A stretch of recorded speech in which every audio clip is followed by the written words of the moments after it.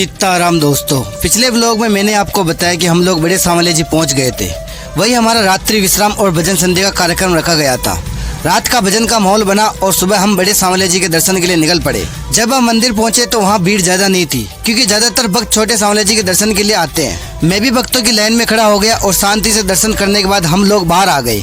फिर हम लोगों को निकलना था छोटे सांवले जी, तो हम लोग चाय पी के निकल पड़े सांवले जी के दर्शन करने। बड़े सांवले जी से छोटे सांवले जी का रास्ता लगभग 8 किलोमीटर है और वहाँ बहुत ज्यादा भीड़ रहती है। फिर हम लोग निकल पड़े। डीजे पे नाचते गाते सभी के चेहरे पे खुशियाँ थी और मैं भी बहुत ही उत्साहित था कि सांवले जी के दर्शन करूंगा। फिर 3 घंटे पैदल चलने के बाद सांवले जी पहुंच जाते हैं और वहाँ सब लोग खुशी से नाच रहे थे, जयकारे लगा रहे थे और सबको अलग ही खुशी थी।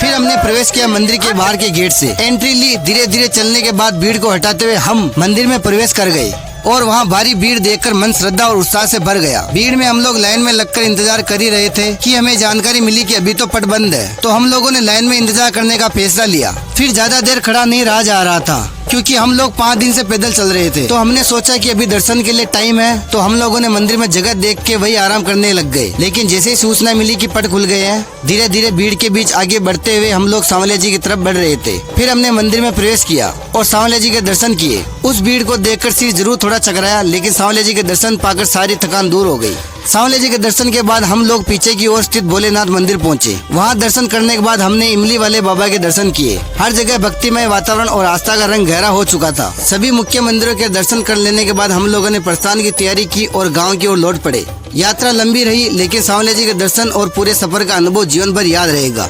सीताराम।